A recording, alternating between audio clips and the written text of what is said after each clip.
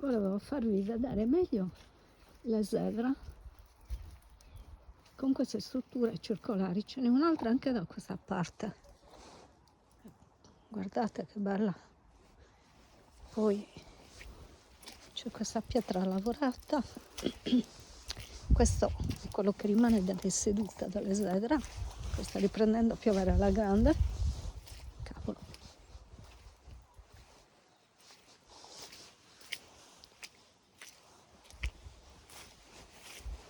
Pantano che non fa.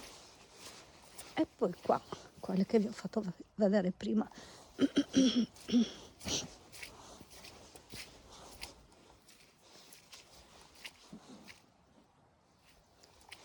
Peccato che non si possa entrare dentro il vano, ma me lo ricordo benissimo. È molto grande, molto bello. Sembra un fiume.